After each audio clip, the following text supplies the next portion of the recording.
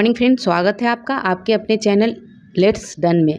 देखिए, इस वीडियो में हम लोग लूसेंट का जीव विज्ञान देखेंगे। ये पार्ट वाइज वीडियो है। अगर आपको मास्टर वीडियो देखना है तो आप इडूसाला पे देख सकते हैं। तो आज के वीडियो में हम लोग जीव विज्ञान देखेंगे और ये लूसेंट का पूरा निचोड़ है जो आपके एग्जाम में बेहद ही महत्वपूर्ण है। इसलिए फिर स्टार्ट करते हैं जीव विज्ञान। सामान्य परिचय। तो जीव विज्ञान शब्द का जो प्रयोग है सबसे पहले किसने किया था? तो ये लैमार्क तथा ट्रेविनस ने किया था। जीव विज्ञान के जनक, फादर ऑफ बायोलॉजी के नाम से कौन जाने जाते हैं? तो ये अरस्तु जाने जाते हैं। जंतु विज्ञान के जनक के नाम से जाने जाते हैं। अरस्तु को ही जंतु विज्ञान का जनक भी कहा जाता है। वनस्पति शास्त्र का जनक थियोफ्रेस्टस को कहा जाता है। मधुमक्खियों के अध्ययन को एपीकल्चर, रेशम कीट पालन के अध्ययन को सेरिकल्चर, मत्स्य पालन के अध्ययन को पीसीकल्चर कहते हैं। कौकों के अध्ययन को माइकोलॉजी कहते हैं और शैवालों के अध्ययन को क्या कहते हैं? फाइकोलॉजी। पुष्पों के अध्ययन को एंथोलॉजी, फलों के अध्ययन को पोमोलॉजी, पक्षियों के अध्ययन को अनिर्थोलॉजी, कीटों के अध्ययन को एंटोमोलॉजी, वृक्षों के झाड़ियों के अध्ययन, वृक्ष और झाड़ियों के अध्ययन को क्या कहते हैं? डेंड्रोलॉजी। सर्पों के अध्ययन को ओफियोलॉजी, छिपकलियों के अध्ययन को सौरोलॉजी और उद्यान विज्ञान के अध्ययन को हॉर्टिकल्चर कहा जाता है। फूलों की खेती के विज्ञान को क्या कहा जाता है? तो इसे फ्लोरिकल्चर कहा जाता है। अब इसके आगे देखेंगे जीवधारियों का वर्गीकरण। तो अरस्तु के द्वारा समस्त जीवों को दो भागों में बांटा गया है, जंतु समूह और वनस्पति समूह। लिनियस ने भी अपनी पुस्तक सिस्टेमा नेचुरे में संपूर्ण जीवधारियों को कितने जगतों में विभाजित किया है? तो दो जगत में, पादप जगत और जंतु जगत। किसे आधुनिक वर्गीकरण का पिता कहा जाता है? तो ये लिनियस को कहा जाता है, लिनियस को।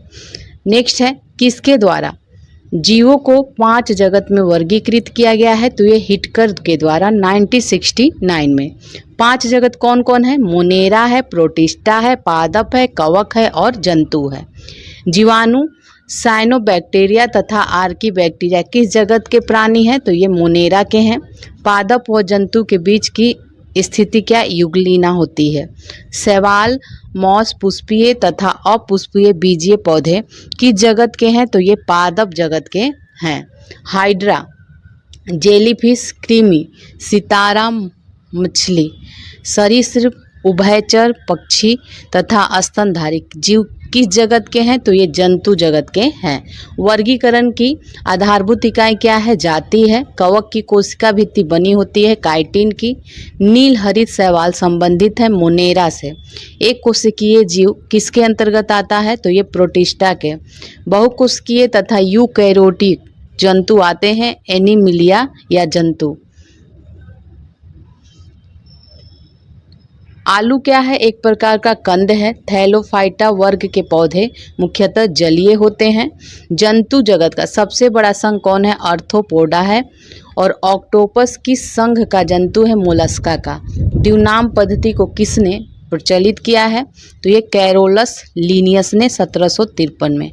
अब कुछ प्रमुख वैज्ञानिक नाम इसमें देखेंगे। मनुष्य का होमोसैपियंस, मेढक का राना टिग्रिना, बिल्ली का फेलिस डोमेस्टिका, कुत्ता का कैनिस फेमिलियरस, गाय का बॉस इंडिकस है गाय का, मक्खी का मस्का डोमेस्टिका, आम का मैंगीफेरा इंडिका, धान का ओराया सताइवा, मटर का पैसम सताइवम, सरसों का ब्रासिका कैम्पिस्ट्रिस कहा जाता है। अब कोशिका विज्ञान के बारे में देखेंगे। जीव द्रव्य का नामकरण किसने किया था? पुरकिंजे ने 1839 में किया था। जीव द्रव्य में अकार्बनिक व कार्बनिक यौगिकों का जो अनुपात होता है ये 81:19 होता है, 81:19 होता है। जीव द्रव्य का लगभग 99% की भाग जो बना होता है किस तत्वों से मिलके? तो ऑक्सीजन, कार्बन, नाइट्रोजन और हाइड्रोजन। ठीक है। कोशिका के अध्ययन को क्या कहते हैं? साइटोलॉजी कहा जाता है। सबसे लंबी कोशिका तंत्रिका तंत्र की कोशिका है। कोशिका सिद्धांत का प्रतिपादन किसने किया था? तो ये स्लाइडेन और स्वान ने किया था। कोशिका का शक्ति गृह किसे कहते हैं? माइटोकॉन्ड्रिया को। किसको कोशिका की आत्महत्या की थैली कहा जाता है? ये लाइसोसोम को। कौन सी कोशिका वनस्पति व पशु दोनों में उपस्थित होती है? तो ये सूत्रकणिका।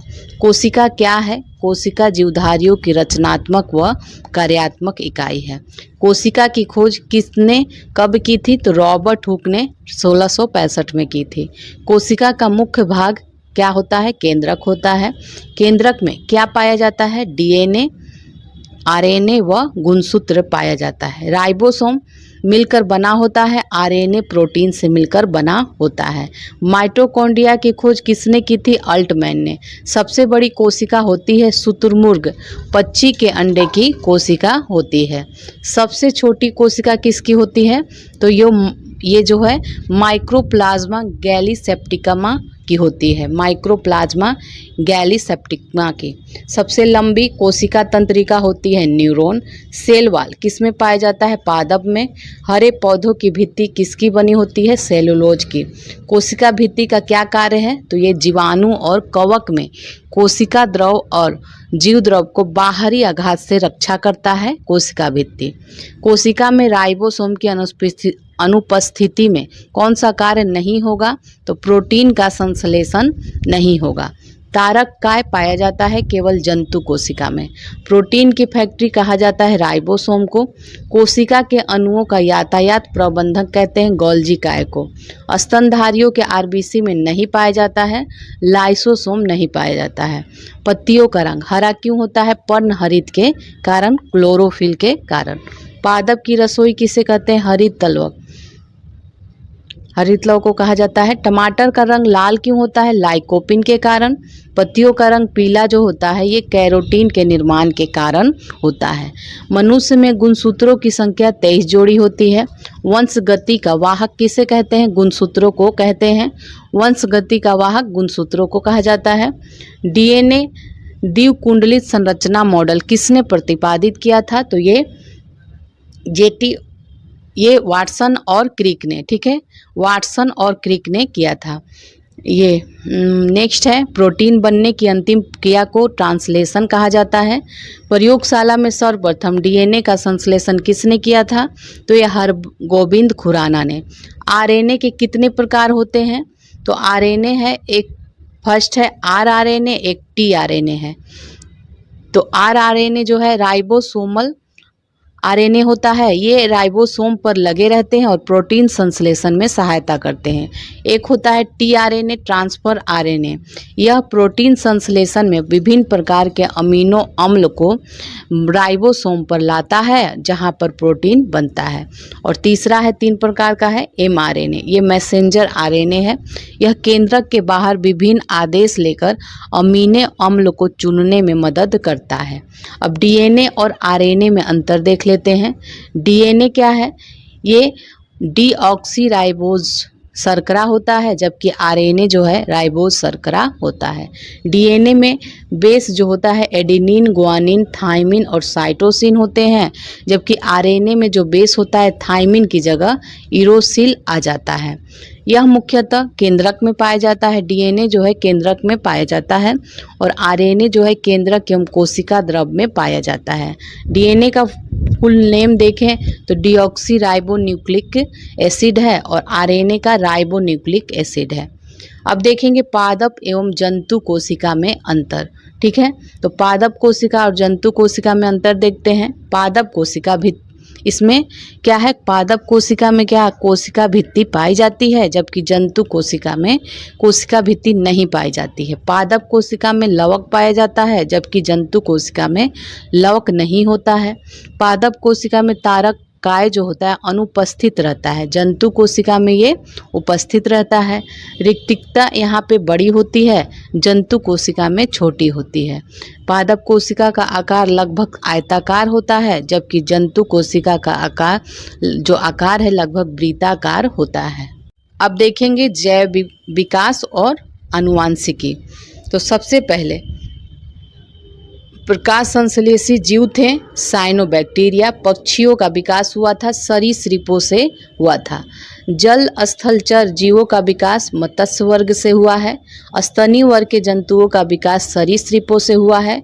प्राचीन जीवों व पादपों के अवशेषों का अध्ययन कहते हैं जीवाश्म विज्ञान को। उपार्जित लक्षणों के अध्ययन को टोंटोलॉजी कहते हैं।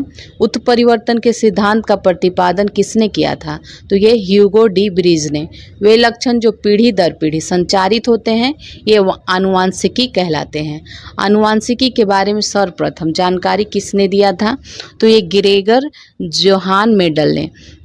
नेक्स्ट है आनुवांशिकता के पिता कहा जाता है ग्रेगर जोहान मेंडल को। आनुवांशिकी की इकाई क्या है? जीन है। आनुवांशिकी संबंधी प्रयोगों के लिए मेंडल ने सर्वप्रथम चुनाव किया था मटर के पौधे का। जीन कहाँ अवस्थित होता है? गुणसूत्रों में। सर्वप्रथम प्रयोगशाला में जीन का संश्लेषण करने वाले वैज्ञानिक कौन थे? तो ये डॉक्टर अरविंद खुराना थे। एक जीन एक एंजाइम सिद्धांत किसने दिया था? बिडल एवं रैटम ने। जीन का सर्वप्रथम नाम देने वाले वैज्ञानिक जोहानसन है। सर्वप्रथम जेनेटिक्स नाम का प्रयोग किसने किया था? ये डब्ल्यू वाटसन ने किया था 1905 में। कोशिका में पाई जाने वाली आनुवांशिकी पदार्थ है डीएनए। प्रयोगशाला में डीएनए का संश्लेषण किसने किया था? तो ये खुराना ने। माता पिता के गुणसूत्र उनकी संतानों में किसके द्वारा स्थानांतरित होते हैं? तो ये गुणसूत्रों के द्वारा। मनुष्य में द्विगुणित क्रोमोसोम की संख्या 23 होती है। मानव में गुणसूत्रों की जो संख्या है ये 46 है। अब जीव जाति के गुणसूत्र देख लीजिए। मच्छर में 6 होता है और घरेलू मक्खी में 12 होता है। मटर में 14 होता है। प्याज में 16, मक्का में 20, टमाटर में 24, मेढक में 26, नींबू में 18 और 36 होता है। बिल्ली में 38 होता है और चूहा में 40 होता है। ठीक है, चूहा में हो गया। 2 तरीके का है। चूहा जो माउस होता है उसमें 40 होता है और जो चूहा रैट होता है उसमें 42। गेहूं में 42 होता है। खरगोश में 44 होता है। मनुष्य में 46 होता है। चिंपैंजी में 48 होता है। आलू में 48 होता है। घोड़ा में 64, कुत्ता में 78 और कबूतर में 80 गुणसूत्र पाए जाते हैं। अब नेक्स्ट देखते हैं मनुष्य में नर का गुणसूत्र सम्मिश्रण होता है तो ये XY होता है और मादा का गुणसूत्र सम्मिश्रण XX होता है। बच्चों के लिंग निर्धारण के लिए कौन उत्तरदायी होता है क्रोमोसोम? तो ये पिता का। एक समान मानव शुक्राणु में ऑटोसोम की संख्या होती है 22 जोड़ी। कौन सा एक लिंग संलग्न रोग होता है? तो ये वर्णांधता है। वर्णांधता। शिशु का पितृत्व स्थापित करने के लिए किस तकनीक का प्रयोग करते हैं? तो DNA फिंगरप्रिंट का। वर्णांधता वाले व्यक्ति को लाल रंग कैसा दिखाई देता है? हरा दिखाई देता है। मनुष्य में लाल हरी वर्णांधता को जाना जाता है प्रोटोनोपिया या इसको कहते हैं ड्यूटेरानेपिया। एक वर्णांध पुरुष एक समान महिला से विवाह करता है तो वर्णांधता के लक्षण होंगे पुत्रियों के पुत्रों में होंगे। मनुष्य में लाल हरी वर्णांधता को अभी तो देखा है प्रोटोनोपिया और ड्यूटेरानेपिया इसका नाम है। लाल हरा वर्णांधता होने का कारण क्या है? X गुणसूत्रों की वंशगति। हीमोफीलिया में रक्त का थक्का नहीं बनता है। गुणसूत्रों में पाए जाने वाले आनुवांशिक पदार्थ कौन है? जीनोम है। अब हम लोग वनस्पति विज्ञान देखेंगे। पेड़ पौधों और उनके क्रियाकलापों के अध्ययन को वनस्पति विज्ञान कहते हैं। वनस्पति विज्ञान का जनक थियोफ्रेस्टस को कहा जाता है। हिस्टोरिया प्लेंट्रम जो है ये पुस्तक है, थियोफ्रेस्टस का पुस्तक है। फाइकोलॉजी में किसका अध्ययन करते हैं? शैवालों का। पर्यावरण का अध्ययन जीव विज्ञान की किस शाखा के अंतर्गत? पारिस्थितिकी के अंतर्गत करते हैं। फूलों के संवर्धन के विज्ञान को फ्लोरिकल्चर कहते हैं। झाड़ियों का अध्ययन डेंट्रोलॉजी कहलाता है। पौधों में वाष्पो उत्सर्जन की क्रिया कहाँ होती है? पत्ती में। प्रकाश संश्लेषण की प्रथम स्तर यौगिक है फास्फोग्लिसरीन अम्ल। ऑक्सीजन कैसा हार्मोन्स है? पादप हार्मोन्स है। तने की वृद्धि मापने में प्रयोग किया जाता है एक्सोनोमीटर का। हरे प्रोटोजोआ को किस नाम से जाना जाता है? पैरामीशियम के नाम से।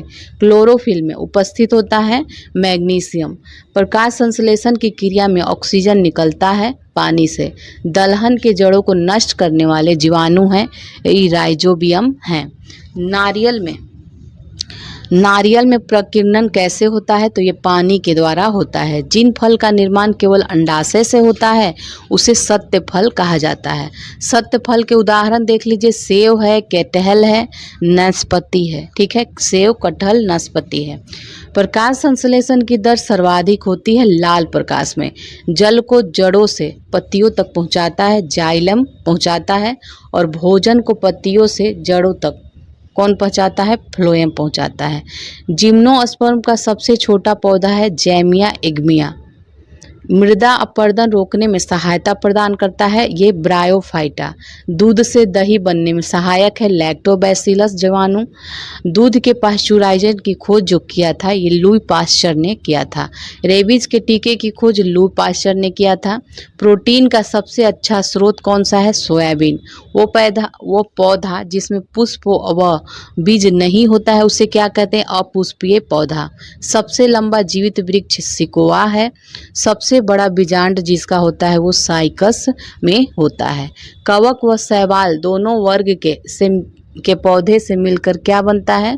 तो ये लाइकेन बनता है। अफीम प्राप्त होता है कच्चे फलों के लैटेक्स से प्राप्त होता है। तंबाकू में सुगंध पैदा करने वाला बैक्टीरिया बैसिलस मेगाथीरियम है। Bacillus megaterium.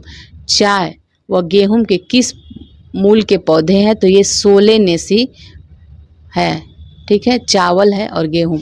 तो चावल गेहूं के जो पौधे हैं ये सोलेनेसी मूल के हैं। जड़ की कोशिका में उपस्थित लवण को कहते हैं ल्यूकोप्लास्ट। गन्ने की चीनी किसके संयोग से बनता है? तो ये ग्लूकोज एवं फ्रुक्टोज के। एकमात्र हार्मोन जो गैसीय रूप में पाया जाता है ये एथिलीन है। अम्ल वर्षा के लिए कौन उत्तरदायी है? सल्फर व नाइट्रोजन के ऑक्साइड। हरित गृह प्रभाव के लिए जिम्मेदार है CO2 जिम्मेदार है। फलों के अध्ययन को पोमोलॉजी कहते हैं। मरुस्थलीय पौधे के अध्ययन को जीरोफाइट्स कहते हैं। पत्तों में वर्णहरित पाया जाता है कोशिका में। और सबसे छोटा नग्न बीजी पौधा जेमिया पिग्मिया है। सबसे लंबा गुणसूत्र किसका होता है? ट्राइलियम में होता है। सबसे छोटा गुणसूत्र शैवालों में। सबसे छोटा आवृतबीजी पौधा जो है लेमना है, ये जलीय पौधे हैं। सबसे बड़ा आवृतबीजी पौधा यूकेलिप्टस है। सबसे छोटा पुष्प उल्फिया है। सबसे बड़ा पुष्प रैफेलसिया है। और पौधों का कौन सा भाग श्वसन करता है? तो ये पत्ती है। सिंकोना वृक्ष के किस भाग से कुन्नैन प्राप्त किया जाता है? तो ये तने की छाल से। वृक्षों की छाल पर उगने वाले कवक को क्या कहते हैं? कार्टिकल्स। भारतीय वनस्पतिक सर्वेक्षण का मुख्यालय कोलकाता है। हाइड्रोपोनिक्स किससे संबंधित है? तो मिट्टी के बिना पौधों की वृद्धि से ये संबंधित है। वन अनुसंधान संस्थान देहरादून में है। किसके कारण फूलों में रंग जो होता है ये एंथोसाइनिन के कारण रंग होता है। पौधे के किस भाग से हल्दी प्राप्त करते हैं? तो ये तने से। पौधे जो खारे पानी से पैदा होते हैं ये हैलोफाइट्स कहलाते हैं। हैलोफाइट्स। नेक्स्ट है प्रकाश संश्लेषण के दौरान कौन सी गैस निकलती है? तो ये ऑक्सीजन है। हरे पौधे को कृत्रिम ढंग से पकाने में एसिटिलीन का प्रयोग करते हैं। थार मरुस्थल की हरियाली बनती है अरुद भित्त से। फर्न पौधा किससे संबंधित है? टेरिडोफाइटा से। पौधे द्वारा नाइट्रोजन किस रूप में प्रयोग किया जाता है? नाइट्रेट के रूप में। आलू का बदला हुआ रूप तना है। अंतरिक्ष यात्री अपने केबिन में कौन सा शैवाल उगाते हैं? तो ये क्लोरेला। कवक के अध्ययन को माइकोलॉजी कहते हैं। कवक में भोजन संचित होता है ग्लाइकोजन के रूप में। प्रकाश संश्लेषण के लिए क्या आवश्यक है? कार्बन डाइऑक्साइड, पानी, सूर्य का प्रकाश और क्लोरोफिल। जलीय पौधे CO2 कहाँ से लेते हैं? तो ये जल में घुली CO2 लेते हैं। पौधे की आयु की निर्धारण की विधि डेंड्रोक्रोनोलॉजी कहलाती है। पौधों की वृद्धि को नियंत्रित करने वाले हार्मोन्स ऑक्सिन है। ऑक्सीजन का निर्माण पौधों के ऊपरी भाग में होता है। बौने पौधे को लंबा करना व फूल बनने में मदद करता है, ये जिबरेलिन हार्मोन्स। ऑक्सीजन की उपस्थिति कोशिका विभाजन व विकास में मदद करता है, तो ये साइटोकाइनिन। पौधों में आरएनए एवं प्रोटीन बनाने में सहायक हार्मोन है साइटोकाइनिन। वृद्धि हार्मोन्स किसे कहते हैं? एब्सिसिक एसिड को कहा जाता है। पौधों में एक पात्र ऐसा हार्मोन्स जो गैसीय अवस्था में पाया जाता है, तो देखिए एकमात्र ये हार्मोन है एथिलीन। तो पौधों में एकमात्र ऐसा हार्मोन जो गैसीय अवस्था में पाया जाता है एथिलीन है। फूलों को खिलाने वाले हार्मोन्स को फ्लोरीजेंस कहते हैं।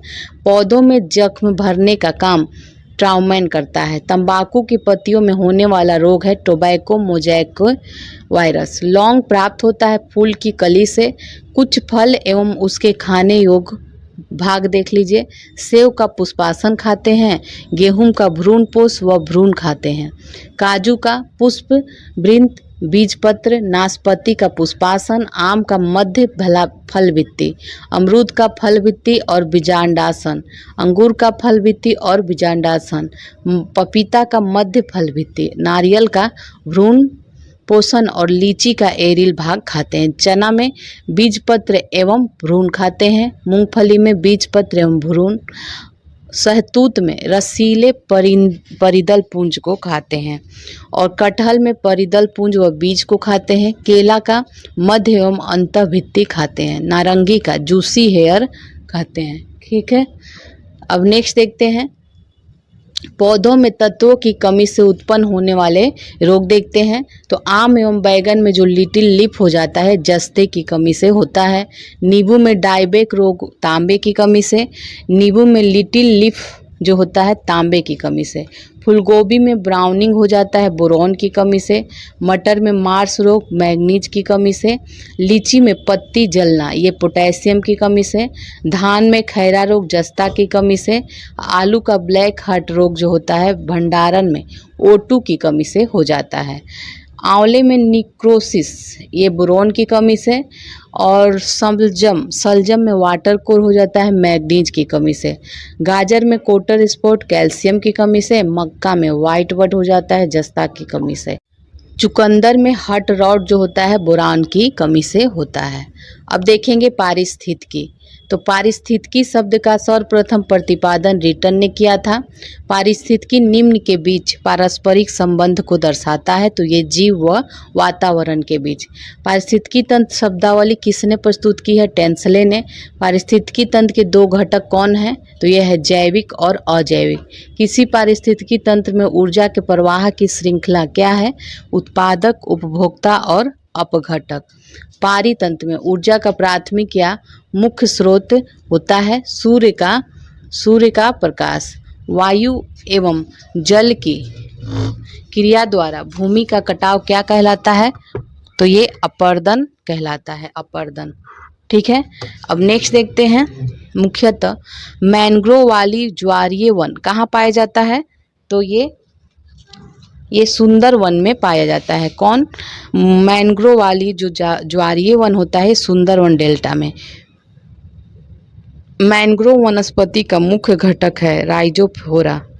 नेक्स्ट अब देखते हैं समुद्र के किनारे वनस्पति कहलाती है लवणोद्भिद वनस्पति कहलाती है। वे घटक जो अपना भोजन स्वयं बनाते हैं उत्पादक कहलाते हैं। वे घटक जो उत्पाद द्वारा बनाए भोजन का उपभोग करते हैं ये उपभोक्ता हैं। उपभोक्ता तीन प्रकार, कितने प्रकार के होते हैं? तीन प्रकार के, प्राथमिक उपभोक्ता, द्वितीयक और तृतीयक उपभोक्ता। प्राथमिक उपभोक्ता में गाय भैंस बकरी ये सभी आती है। और द्वितीयक उपभोक्ता के उदाहरण कौन है? तो ये लोमड़ी है, भेड़िया है, मोर है, ये सभी। तृतीयक उपभोक्ता बाघ, शेर, चीता आदि हैं। कवक और जीवाणु किस वर्ग के अंतर्गत आते हैं? अपघटक के अंतर्गत आते हैं। हाइड्रोफाइट कहते हैं एक जलीय पौधों को। पारिस्थितिकी संतुलन बनाए रखने के लिए भारत में वन क्षेत्र कितना अनुपात में होना चाहिए? तो ये 33.33। नेक्स्ट है विश्व का सबसे अधिक तेजी से बढ़ने वाला जल पादप है जल हाइसिन्स। पर्यावरण शिक्षा केंद्र कहाँ स्थित है? ये अहमदाबाद में। CPR पर्यावरण शिक्षा केंद्र चेन्नई में है। पारिस्थितिकी विज्ञान केंद्र बेंगलुरु में है। खनन पर्यावरण केंद्र कहाँ है? धनबाद में है। नेक्स्ट देखते हैं सलीम अली। सलीम अली पक्षी विज्ञान और सांस्कृतिक विज्ञान केंद्र है कोयम्बटूर में। अब प्रदूषण के बारे में देखेंगे। वायु प्रदूषण के संबंध में PM से क्या तात्पर्य है? तो इसका ये पार्टिकुलर मैटर होता है, कणिकीय पदार्थ होता है इसका मतलब। केंद्रीय प्रदूषण नियंत्रण बोर्ड नई दिल्ली में है। भारतीय वन प्रबंधन संस्थान भोपाल में है और राष्ट्रीय विज्ञान औद्योगिक संस्थान फरीदाबाद में है। 3 दिसंबर 1984 को भोपाल गैस त्रासदी हुई थी। तो ये किस गैस के कारण हुई थी? मिथाइल आइसोसाइनाइड के कारण हुआ था। वायु प्रदूषण के प्रमुख प्रदूषक देख लीजिए, carbon monoxide, sulphur dioxide, hydrogen sulphide, hydrogen fluoride, nitrogen के ऑक्साइड और अमोनिया है। विश्व पर्यावरण दिवस जो है 5 जून को मनाया जाता है। ओजोन दिवस 16 सितंबर है, ठीक है, 16 सितंबर को ओजोन दिवस। ध्वनि प्रदूषण कब होता है? जब ध्वनि 80 डेसिबल से ऊपर होती है तो प्रदूषण होता है। सबसे ज़्यादा जल प्रदूषण शहरीकरण से होता है। जल प्रदूषण की जांच करते हैं BOD से, बायोकेमिकल ऑक्सीजन डिमांड से इसकी जांच किया जाता है। जल प्रदूषण कब होता है? जब जल में O2 की मात्रा कम हो जाती है तो जल प्रदूषण होता है। वायु प्रदूषण से सबसे ज़्यादा होता है तो क्या होता है? 60% वाहनों के धुएं से होता है वायु प्रदूषण। जमीन से निकलने वाले ईंधन को जीवाश्म ईंधन कहते हैं। सबसे हानिकारक प्रदूषित गैस कार्बन मोनोऑक्साइड है। अम्लीय वर्षा सबसे ज़्यादा सल्फर डाइऑक्साइड के कारण तथा नाइट्रोजन डाइऑक्साइड के कारण होता है। ग्रीन मफलर का इस्तेमाल किया जाता है, ध्वनि प्रदूषण को कम करने के लिए किया जाता है। नेक्स्ट है रेडियो एक्टिव से कहाँ प्रदूषण होता है? जल, वायु, जमीन, तीनों में। सबसे खतरनाक रेडियो एक्टिव तत्व कौन है? एस्ट्रोनियम 90। जेट प्लेन से निकलने वाला प्रदूषण किस श्रेणी में आता है? एरोसोल श्रेणी में। जेट प्लेन में धुओं में कैसे होती है? CFC N20। सूर्य से आने वाली हानिकारक पराबैंगनी किरणें होता है, इससे क्या होता है? त्वचा कैंसर। हरित गैसें कौन सी है? CFC, CO, CH, NO2। Green house की सबसे मुख्य गैस CO2 है। किस प्रदूषण के कारण मनुष्य के तंत्रिका तंत्र प्रभावित करता है? तो ये शीशा है, ठीक है। शीशा जो है ना मनुष्य के तंत्रिका तंत्र को प्रभावित करता है। कौन सा प्रदूषण मनुष्य के रक्त दाब को बढ़ाता है और हृदय रोग पैदा करता है? कैडमियम है। लोहे की खान में काम करने वाले मजदूर किसके कारण रोग ग्रसित होते हैं? सिलिका के कारण। कार्बन मोनोऑक्साइड में कौन सा अंग प्रभावित होता है? तो ये लीवर और किडनी की क्षति। नाइट्रोजन के ऑक्साइड से कौन सा अंग प्रभावित होता है? ये कैंसर है। धूल कण से कौन सा अंग प्रभावित होता है? श्वास संबंधी रोग होता है धूल कण से। अब हम लोग प्राणी विज्ञान देखेंगे। जंतुओं तथा उनके क्रियाकलापों के अध्ययन को प्राणी विज्ञान कहा जाता है। एक कोशिकीय प्राणी किस संघ में आते हैं? संघ प्रोटोजोआ में आते हैं। संघ पेरिफेरा के सभी जंतु पाए जाते हैं खारे पानी में। संघ पेरिफेरा के उदाहरण क्या है? साइकन है, माइथेनिया है, स्पंज है। ये सभी क्या है? संघ पेरिफेरा। नेक्स्ट देखते हैं संघ सिलेंट्रेटा। ये कैसे प्राणी होते हैं? जलीय द्विस्तरीय प्राणी होते हैं। संघ सिलेंट्रेटा प्राणी के कुछ उदाहरण हाइड्रा है, जेलीफिश है, सी एनीमोन है और मूंगा आदि है। केचुआ किस संघ का प्राणी होता है? संघ एनेलिडा का प्राणी होता है। केचुओं में हृदय होती है, 4 जोड़ी होती है। आर्थ्रोपोडा संघ की देह गुहा कहलाती है हीमोसील। आर्थ्रोपोडा प्राय होते हैं एक लिंगी व निषेचन शरीर के अंदर होता है। आर्थ्रोपोडा के संघ के उदाहरण हैं तिलचट्टा है, झींगा है, मछली, झींगा मछली, केकड़ा, खटमल, मक्खी, मच्छर, मधुमक्खी, टिड्डा, ये सभी हैं। कॉकरोच में हृदय कच्छ होते हैं 13। संघ इकाइनोडर्मेटा के सभी प्राणी प्रायः समुद्री होते हैं। संघ इकाइडोमा के कुछ उदाहरण हैं जेलीफिश, सैलफिश, क्राईफिश, सिल्वरफिश, कैटलफिश, शेयरफिश, टेगफिश। ठीक है। रेजर फिश और ब्रिटल स्टार ये सभी होते हैं। घोघा व सीधी किस संघ के अंतर्गत आते हैं? तो ये संघ मोलस्का के अंतर्गत आते हैं। समुद्री घोड़ा संघ कार्डेटा के अंतर्गत आता है। सरीसृप वर्ग के प्राणी छिपकली, सांप, घड़ियाल, कछुआ ये सभी होते हैं। विश्व की एकमात्र जहरीली छिपकली जो है हीलोडर्मा है। उड़ न सकने वाली पक्षी है कीवी और एमू। सबसे छोटा पक्षी कौन सी है? हम्बिंग बर्ड। सबसे पक्षी हो गया और सबसे छोटा पक्षी देख लिया हम लोगों ने। सबसे बड़ा जीवित पक्षी जो है शुतुरमुर्ग है। सब स्तनधारी वर्ग में सबसे ज़्यादा तापमान होता है बकरी का, ये 39 डिग्री सेल्सियस होता है। स्तनधारी वर्ग कितने उपवर्गों में होता है? तो ये 3, प्रोटोथीरिया, यूथीरिया और मेटाथीरिया। अंडे देने वाले स्तनधारी होते हैं प्रोटोथीरिया। एकिडना और प्लेटिपस होता है। अपरिपक्व बच्चों को जन्म देने वाले ये मेटिथीरिया होता है, जैसे कंगारू। पूर्ण विकसित शिशुओं को जन्म देने वाले ये मनुष्य होते हैं। उपकला उत्तक के क्या कार्य हैं? तो यह शरीर के अतरंगों को चोट से बचाता है। संयोजी उत्तक का कार्य है शरीर के अन्य उत्तकों तथा अंगों को आपस में जोड़ने का कार्य ये करता है। मानव शरीर में मांसपेशियों की संख्या होती है 639 और मानव शरीर की सबसे बड़ी मांसपेशी है ग्लूटियस मैक्सिमम जो कुल्हा की मांसपेशी है। नेक्स्ट है मानव शरीर की सबसे छोटी मांसपेशी स्टेपीडियस होता है। नेक्स्ट अब देखते हैं तंत्रिका उत्तक को और किस नाम से जाना जाता है? चेतना उत्तक के नाम से। मानव रक्त क्या है? एक तरल संयोजी उत्तक है। मानव रक्त की मात्रा शरीर के भार का लगभग होता है तो ये 7% होता है। मनुष्य के रक्त का पीएच मान 7.4 होता है और ये क्षारीय होता है। 7.4 होता है और ये क्षारीय होता है।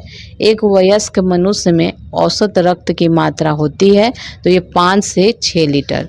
देखिए रक्त में क्या क्या पाया जाता है? प्लाज्मा, रुधिराणु और रक्त की ये क्या है? अजीवित तरल भाग होता है प्लाज्मा। रक्त का 55 से 60% प्लाज्मा होता है रक्त में। प्लाज्मा का 90% जो भाग होता है वो जल होता है। 7% प्रोटीन होता है, 0.9% लवण होता है और शेष ग्लूकोज होता है।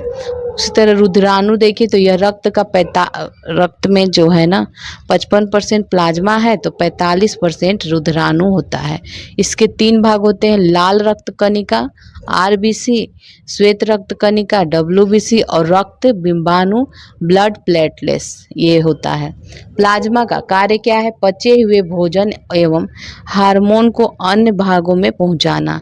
RBC का निर्माण होता है अस्थि मज्जा में। RBC की मृत्यु होती है यकृत व प्लीहा में। और देखें RBC में केंद्रक नहीं होता है। RBC में केंद्रक नहीं होता है, ठीक है। अपवाद में ऊंट और लामा है। RBC का जीवन काल 120 दिन का होता है। रक्त का रंग लाल होता है हीम नामक रंजक के कारण। हीमोग्लोबिन में पाया जाने वाला लौह यौगिक कौन सा है? तो ये हीमैटिन है। RBC का मुख्य कार्य है शरीर के हर भाग में ऑक्सीजन पहुंचाना व कार्बन डाइऑक्साइड वापस ले जाना। शरीर में रक्त क्षीणता हो जाती है हीमोग्लोबिन की कमी के कारण हो जाती है। RBC की संख्या ज्ञात की जाती है हीमोसाइटोमीटर से। श्वेत रक्त कणिका ये WBC होता है। WBC का निर्माण अस्थि मज्जा में होता है। WBC का जीवन काल 2 से 4 दिन होता है। WBC की मृत्यु होती है रक्त में ही। WBC का मुख्य कार्य शरीर के रोगों को संक्रमण से बचाना। रक्त बिंबाणु जीवन काल होता है 3 से 5 दिन। रक्त बिंबाणु का मुख्य कार्य क्या होता है? रक्त का थक्का बनाने में मदद करना। रक्त बिंबाणु का मुख्य गुण इसमें केंद्रक नहीं होता है और इसका निर्माण अस्थि मज्जा में होता है। नेक्स्ट देखते हैं डेंगू ज्वर। होने से शरीर पर क्या प्रभाव पड़ता है, तो शरीर में प्लेटलेट्स की कमी हो जाती है। रक्त हमारे शरीर में ताप को नियंत्रित करने का काम करता है और शरीर की रोगों से रक्षा करता है। रक्त का थक्का बनने में विटामिन के सहायक होता है। रक्त का थक्का बनाने के लिए महत्वपूर्ण प्रोटीन जो होता है ये फाइब्रोनोजन है। मानव में रक्त समूह की खोज किसने किया था, तो एक कार्ल लैंडस्टीनर ने किया था 1900 में। नेक्स्ट देखते हैं, मनुष्यों में रक्तों की भिन्नता का मुख्य कारण क्या है, तो आरबीसी में पाई जाने वाली ग्लाइकोप्रोटीन। एंटीजन कितने प्रकार के होते हैं, तो 2 होते हैं। एक एंटीजन ए होता है और एंटीजन बी होता है। मनुष्य में कितने प्रकार के रुधिर वर्ग होते हैं, 4 प्रकार के, ए बी और ओ। किसी रक्त समूह को सर्वदाता किसे कहते हैं, तो रक्त समूह जो ओ होता है उसे यूनिवर्सल डोनर या सर्वदाता कहा जाता है। सर्वग्राही ए बी रक्त समूह का होता है। ऊंचाई पर जाने पर आरबीसी का आकार बढ़ जाता है। रुधिर को वाहिनियों में जमने से कौन रोकता है, तो ये हिपैरिन रोकता है। रक्त वर्ग की खोज के लिए लैंडस्टीनर को नोबेल पुरस्कार मिला 1930 में। शरीर का रुधिर बंक किसको कहते हैं, प्लीहा को। शरीर एंटीबॉडी का निर्माण करती है लिम्फोसाइट कोशिकाएं। शरीर में लिम्फोसाइट कोशिकाएं एंटीबॉडी का निर्माण करती हैं। प्लेटलेट्स को और किस नाम से जानते हैं, तो थ्रोम्बोसाइट के नाम से जानते हैं। रुधिर को किस तापमान पर रखा जाता है, 4 डिग्री सेल्सियस पर। रुधिर का अध्ययन क्या कहलाता है, हीमेटोलॉजी के अंतर्गत होता है रुधिर का अध्ययन। एक स्वस्थ मनुष्य एक बार कितनी रुधिर दान कर सकता है, तो ये 450 ml या 1 यूनिट दान कर सकता है। शुद्ध व अशुद्ध रुधिर रक्त का शरीर में वहन करती हैं, तो शुद्ध जो होता है सिराए में और अशुद्ध जो होता है फुफ्फुस में, फुफ्फुस शिरा में। नेक्स्ट है, रक्त परिसंचरण तंत्र का जनक किसे कहते हैं, विलियम हार्वे को।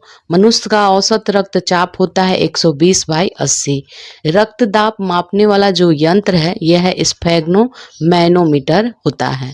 मानव शरीर के अब तंत्र देखेंगे, मानव शरीर के तंत्र। मनुष्य में भोजन का पाचन कहाँ से होता है, प्रारंभ, तो ये मुख से ही प्रारंभ हो जाता है। मनुष्य के लार ग्रंथि में निकलने वाला जो एंजाइम है वो टाइलिन कहलाता है। भोजन में उपस्थित हानिकारक जीवाणुओं को नष्ट करने का काम लाइसोसोम करता है। ये अमाशय में भोजन लगभग 4 घंटे तक रहता है। भोजन के अमाशय में पहुंचने पर पाइलोरिक ग्रंथि से कौन सा रस निकलता है, तो ये जठर रस निकलता है। अमाशय में निकलने वाले जठर रस में एंजाइम होते हैं, पेप्सिन और रेनिन होते हैं। लार किसके पाचन में मदद करता है, तो ये स्टार्च के पाचन में मदद करता है लार। मनुष्य की पाचन नली कितने फीट लंबी होती है, तो ये 32 फीट लंबी होती है। अस्थियों और दांतों में मौजूद रासायनिक द्रव कैल्शियम फास्फेट है। डायस्टेट एंजाइम का स्रोत क्या होता है, लार ग्रंथि होती है। अमाशय में कौन सा एंजाइम प्रोटीन को पचाने में मदद करता है, तो ये पेप्सिन है। अमाशय ग्रंथि की पेप्सिन स्रावी ग्रंथियां कौन सी है, तो ये मुख्य कोशिका है। किस पाचन अंग में अम्ल होता है, तो ये अमाशय में। कौन सा अम्ल अमाशय में रहता है, हाइड्रोक्लोरिक अम्ल रहता है। मवेशी घास निकलने के बाद कहाँ संग्रहित करते हैं, तो ये प्रथम अमाशय में। पाचन क्रिया में प्रोटीन किस पदार्थ में बदल जाता है, तो ये अमीनो अम्ल में बदल जाता है। अमीनो अम्ल की आवश्यकता किसके संश्लेषण के लिए होती है, तो ये प्रोटीन के संश्लेषण के लिए होती है। मानव जठर में प्रोटीन पाचन के लिए उत्तरदायी अनुकूलतम परिवेश क्या होता है, अम्लीय होना चाहिए, तभी खाना पचता है। कौन सा प्रोटीन एंजाइम को पेप्टोन में बदलता है, तो ये पेप्सिन है। दूध को दही में अस्कंदित करने वाला एंजाइम रेनिन है। दूध प्रोटीन को पचाने वाला एंजाइम रेनिन है। दूध में कौन सा प्रोटीन शर्करा युग्म होता है, तो ये केसीन और लैक्टोज होता है। दूध में पाया जाने वाला मुख्य प्रोटीन केसीन है। ग्लूकोज को इथाइल अल्कोहल में कौन सा एंजाइम बदलता है, तो ये जाइमेज बदलता है। किस एंजाइम के उपस्थित के कारण HIV अक्सर अपना आकार बदल देते हैं, तो ये रिवर्स ट्रांसक्रिप्टेज पेप्टिन के कारण। मुख में मंड या स्टार्च का शर्करा में पाचन किसके द्वारा होता है? टायलिन के द्वारा होता है। कौन सा एक रेशेदार प्रोटीन है? तो ये केराटिन है। कौन से अंग पर उंगली के समान उभरी हुई संरचना होती है जिसे दीर्घ रोम अथवा रंजा अंकुर कहा जाता है? तो ये छोटी आंत में होती है, छोटी आंत में। मानव शरीर में पाचन का अधिकांश भाग किस अंग में संपन्न होता है? तो ये छोटी आंत में। अधिकतम पोषक तत्व रक्त में कहाँ से अवशोषित होते हैं? छोटी आंत में। सिग्मोइड कोलन किसका एक भाग है? बड़ी आंत का। मानव शरीर में सबसे बड़ी ग्रंथि लीवर होती है। लीवर किसका भरपूर स्रोत है? वसा घुलनशील विटामिन का। पचे हुए भोजन में मौजूद विषैले पदार्थ का कौन सा अंग चूषण करता है? तो ये यकृत है। वह कौन सा अंग है जो मानव शरीर में ग्लाइकोजन के रूप में कार्बोहाइड्रेट जमा करता है? तो ये यकृत है। कौन सा अंग ग्लाइकोजन को ग्लूकोज में बदलता है और रक्त को शुद्ध करता है? तो यह भी यकृत है। ग्लाइकोजन किस अंग में जमा होता है? यकृत में। हेपेटाइटिस मानव शरीर के किस अंग को प्रभावित करता है? यकृत को। पीलिया रोग किस में संक्रमण होता है? तो यह यकृत में होता है। किस ग्रंथि में पीत का उत्पादन होता है? ये भी यकृत में। पित्त कहाँ संग्रहित होता है? तो ये पित्ताशय में संग्रहित होता है। मानव शरीर की कौन सी ग्रंथि एक साथ अंतःस्रावी और बहिःस्रावी दोनों का कार्य करती है? तो ये अग्नाशय है। इंसुलिन किस ग्रंथि द्वारा बनती है? तो ये अग्नाशय के द्वारा बनती है। पैनक्रियाज की कोशिकाएं जो इंसुलिन उत्पन्न करती है इसे आइलेट्स ऑफ लैंगरहैंस की कहते हैं। इंसुलिन की खोज बैटिंग और बेस्ट ने की थी। इंसुलिन एक प्रकार का हार्मोन है। कौन सा हार्मोन रक्त में शर्करा की मात्रा को नियंत्रित करता है? तो ये इंसुलिन है। किस कोशिकाओं में इंसुलिन का स्राव होता है? बीटा कोशिकाओं में। शरीर के किस अंग का संबंध मधुमेह रोग से है? तो ये पैंक्रियाज से है। किस रंग द्रव्य की उपस्थिति के कारण मानव मल का रंग पीला होता है? तो ये यूरोबिलिन के कारण। किस भाग में पाचक व श्वसन नलियां क्रॉस करती हैं? ये ग्रसनी है। आहार में लवण का मुख्य उपयोग क्या है? तो भोजन को स्वादिष्ट बनाना। पशु प्रोटीन को प्रथम श्रेणी का प्रोटीन क्यों माना जाता है? अनिवार्य एमिनो एसिड से भरपूर होता है इसीलिए। प्रोटीन एवं पेप्टोन को पॉलीपेप्टाइड व अमीनो अम्ल में परिवर्तित करता है तो ये इरिप्सिन में परिवर्तित कर। मांड को घुलनशील शर्करा में परिवर्तित करने का कार्य एमाइलेज करता है। वसा को ग्लिसरीन तथा फैटी एसिड में परिवर्तित करता है लाइपेज। भोजन की पाचन क्रिया कहाँ पूर्ण होती है? छोटी आंत में। जीभ के ऊपरी भाग पर बने अंकुर को कहते हैं स्वाद कलियां। जीभ के अग्रभाग से किस स्वाद का ज्ञान होता है? मीठे का ज्ञान होता है। नेक्स्ट है जीभ के पश्च भाग से स्वाद का ज्ञान होता है कड़वा का। जीभ के बगल वाले भाग से कैसे स्वाद का आभास होता है? तो खट्टे का। मानव शरीर का सबसे कठोर भाग कौन सा है? तो दांत का जो एनेमल होता है। दांतों के अध्ययन को ओडोंटोलॉजी कहते हैं। ओडोंटोलॉजी। दांतों की थेरेपी को रूट कैनल ट्रीटमेंट करते हैं आरसीटी। दांतों में कठोरता किसके कारण होती है? कैल्शियम के कारण। मनुष्य में कितने प्रकार के दांत होते हैं? तो 4।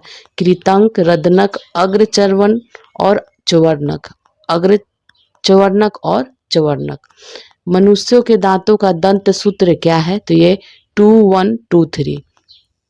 नेक्स्ट है मनुष्य में इंसाइजर दांतों की कुल संख्या कितनी है?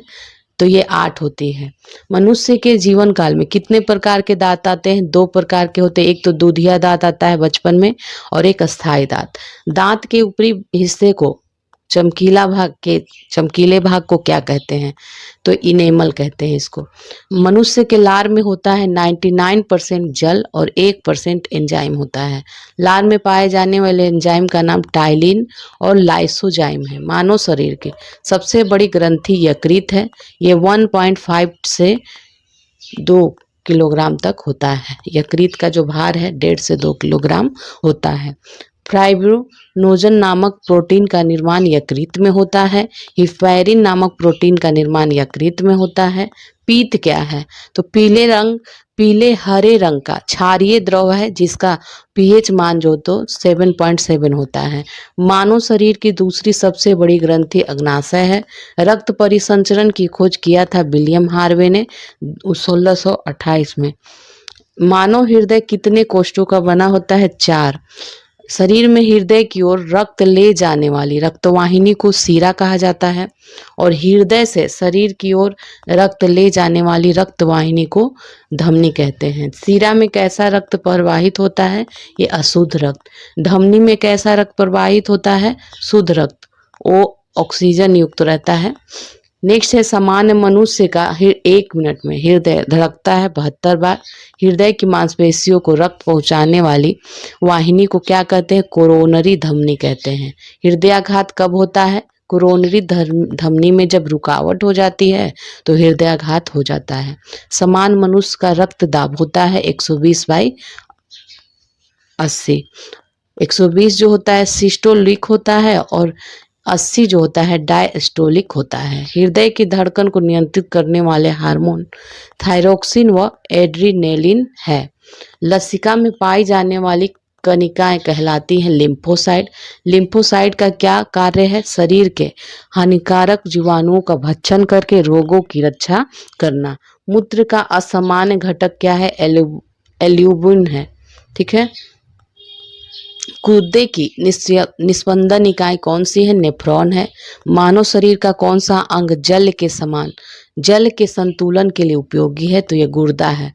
मूत्र कहाँ से बनता है? संग्राहक वाहिनियों में। मूत्र का रंग पीला क्यों होता है? यूरोक्रोम के कारण। मूत्र के स्रावन को बढ़ाने वाली औषधि कौन सी है? डाययूरेटिक। डाययूरेटिक। मूत्र होता है ये अम्लीय होता है। पीएच मान इसका 6 होता है। नेक्स्ट है वृक्क का प्रमुख कार्य क्या होता है? तो ये रक्त के प्लाज्मा को शुद्ध करता है तथा शरीर के अनावश्यक पदार्थों को मूत्र के रास्ते बाहर निकालता है। तंत्रिका तंत्र के अध्ययन को न्यूरोलॉजी कहते हैं। मानव शरीर में सभी अंगों के कार्यों का नियंत्रण, संचलन व समन्वय कौन करता है? तो यह अंतःस्रावी तंत्र करता है और तंत्रिका तंत्र। तंत्रिका तंत्र की संरचनात्मक एवं क्रियात्मक इकाई न्यूरॉन है। जन्म के बाद मानव के किस ऊतक को कोई कोशिका विभाजन नहीं होता है? तो ये तंत्रिका न्यूरॉन में। मानव शरीर की सबसे बड़ी कोशिका होती है तंत्रिका तंत्र 90 सेंटीमीटर। मानव मस्तिष्क में हड्डियों से बना ढांचे जो बाहरी आघातों से बचाता है उसे क्या कहते हैं? क्रेनियल कहते हैं इसको, क्रेनियल। नेक्स्ट देखते हैं ब्रेन की सुरक्षा के लिए ब्रेन के ऊपर कितनी लेयर होती है? 3 लेयर होती है। मानव मस्तिष्क का औसत भार लगभग कितना होता है? 1400 ग्राम होता है। ब्रेन के ऊपर पाई जाने वाली लेयर में कौन सा द्रव भरा होता है जो कि मस्तिष्क को बाहरी आघात से सुरक्षा प्रदान करता है?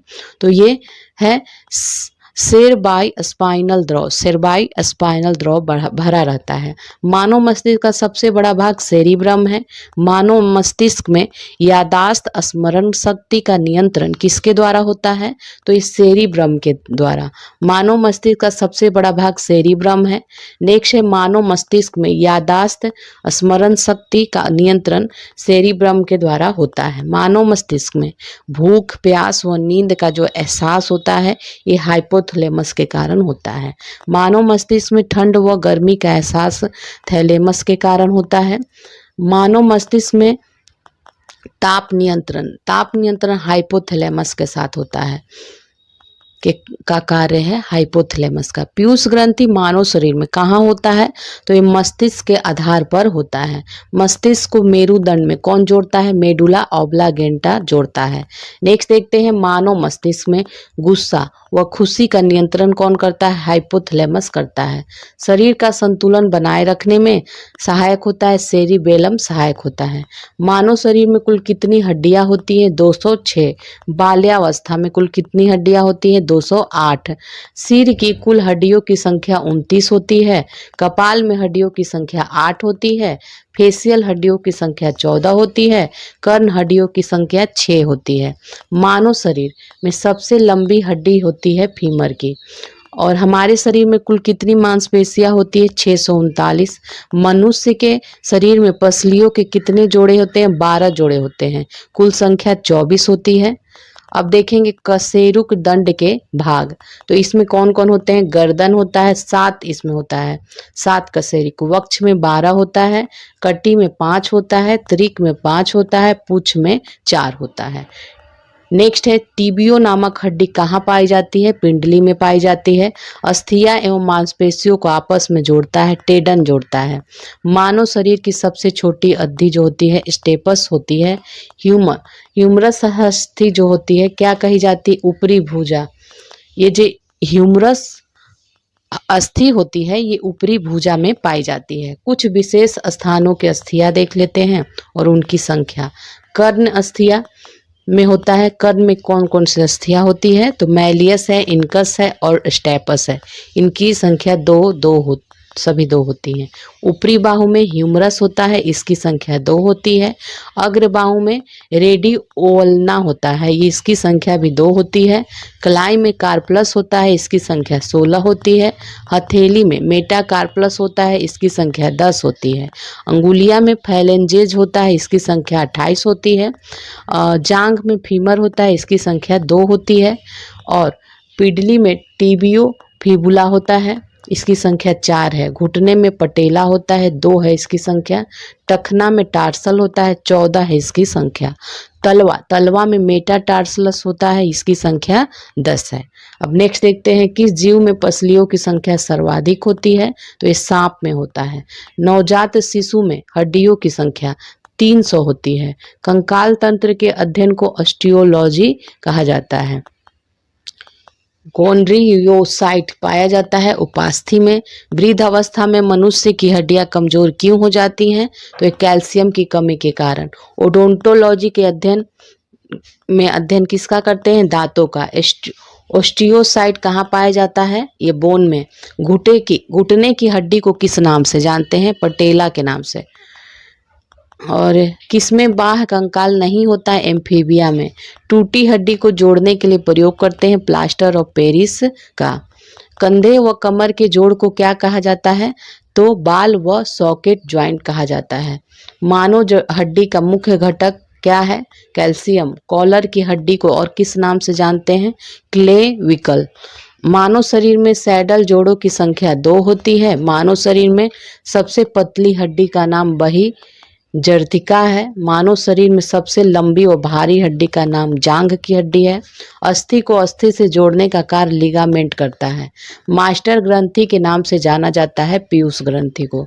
फेफड़े का बाहरी आवरण होता है, ये प्लूरल झिल्ली से बना होता है। नेक्स्ट है कुछ जंतुओं में नीला रुधिर क्यों होता है? तो ये हीमोसाइनिन के कारण होता है। मानव शरीर में श्वसन का सबसे महत्वपूर्ण अंग फेफड़ा है। श्वसन का नियंत्रक मस्तिष्क के नाम किस नाम से जाना जाता है? ऑब्लागेटा। ऑक्सीजन की कमी क्या कहलाती है? अनोक्सिया कहलाती है। श्वास नाल में भोजन के प्रवेश को रोकने के लिए द्वार की रक्षा होती है, तो ये किसके द्वारा? एपिसलोरिस द्वारा होती है। नेक्स्ट है वायवीय श्वसन की संपूर्ण प्रक्रिया किसने दी थी? तो ये क्रैंस ने दी थी। मानव की सामान्य श्वास दर 16 बार प्रति मिनट होती है। दर जो होती है सामान्य श्वास दर इस 16 बार प्रति मिनट। ऑक्सीजन का परिवहन होता है आरबीसी से। रुधिर में CO2 का वहन किस रूप में होता है? सोडियम बाइकार्बोनेट के रूप में। आहार नली व श्वास नली जहां आपस में मिलते हैं उसे ग्रसनी कहते हैं। श्वसन के दौरान ली गई गैस को शरीर में कोशिका तक पहुंचाने का कार्य करता है रक्त।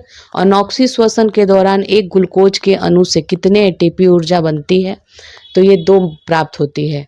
श्वसन दर को किस यंत्र से मापा जाता है? स्पाइरोमीटर से। सिगरेट व धूम्रपान से फेफड़े में कौन सा रोग हो जाता है? तो ये एम्फाइसमा रोग हो जाता है। अब पोषक तत्व देखते हैं। पोषक पदार्थ वे पदार्थ जो विभिन्न प्रकार के जैविक क्रियाओं में संचालन व संपादन में आवश्यक होते हैं, तो ये पोषक पदार्थ कहलाते हैं। ये कितने प्रकार के होते हैं? 4 प्रकार के। एक ऊर्जा उत्पादक, दूसरा है उपापचय नियंत्रक, दूसरा वृद्ध व निर्माणकार और चौथा है आनुवांशिक पदार्थ। नेक्स्ट है ऊर्जा उत्पादक पोषक पदार्थ को कहते हैं वे पदार्थ जो ऊर्जा उत्पन्न करते हैं, जैसे वसा और कार्बोहाइड्रेट। उपापचयी नियंत्रक पदार्थ होते हैं जो शरीर के विभिन्न उपापचयी क्रियाओं का नियंत्रण करते हैं, जैसे विटामिन, लवण, जल आदि। शरीर में वृद्ध व निर्माण पदार्थ कौन से हैं? प्रोटीन है। आनुवंशिक पदार्थ होता है वे पोषक पदार्थ जो शरीर में आनुवंशिक गुणों को एक पीढ़ी से दूसरे पीढ़ी ले जाते हैं, जैसे न्यूक्लिक अम्ल। कार्बोहाइड्रेट में कार्बन, हाइड्रोजन और ऑक्सीजन का अनुपात कितना होता है? तो ये 1:2:1 होता है। 1 ग्राम ग्लूकोज के ऑक्सीकरण से कितनी ऊर्जा उत्पन्न होती है? तो ये 4.2 किलो कैलोरी। शरीर में ऊर्जा की सर्वाधिक आपूर्ति होती है कार्बोहाइड्रेट से 50 से 75%। कार्बोहाइड्रेट 3 प्रकार के होते हैं, मोनोसैकेराइड, डाइसैकेराइड और पॉलीसैकेराइड। नेक्स्ट देखते हैं ऊर्जा का प्राथमिक स्रोत क्या कहते हैं कार्बोहाइड्रेट को? कार्बोहाइड्रेट की सबसे सरल अवस्था है मोनोसैकेराइड। मोनोसैकेराइड के उदाहरण हैं ग्लूकोज, लैक्टोज, मैनोज, ट्राइओज आदि ये सभी। डाइसैकेराइड कैसे बनता है? समान या भिन्न मोनोसैकेराइड के 2 अणुओं के संयोजन से एक डाइसैकेराइड बनता है, जैसे माल्टोज, सुक्रोज, लैक्टोज ये सभी। पॉलीसैकेराइड के उदाहरण हैं स्टार्च, ग्लाइकोजेन, काइटिन। कार्बोहाइड्रेट के प्रमुख स्रोत हैं गेहूं, चावल, मक्का, बाजरा, आलू, शकरकंद, सलजम ये सभी। कार्बोहाइड्रेट के मुख्य कार्य हैं विटामिन सी का निर्माण करना, न्यूक्लिक अम्लों का निर्माण करना और ऑक्सीकरण द्वारा शरीर में ऊर्जा उस आवश्यकता की पूर्ति करना। प्रोटीन का मुख्य कार्य है यह जटिल कार्बनिक यौगिक होता है और 20 अमीनो अम्ल से मिलकर बनता है। मानव शरीर का 15% जो होता है भाग प्रोटीन होता है और ऊर्जा उत्पादन व शरीर का मरम्मत दोनों इसका कार्य है। ये ऊर्जा उत्पादन भी करता है और शरीर का मरम्मत भी करता है।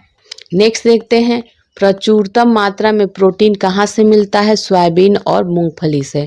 मनुष्य के शरीर में कितने प्रकार के प्रोटीन की आवश्यकता होती है? तो ये 20 है। 10 शरीर स्वयं बनाता है, 10 भोजन से प्राप्त होता है।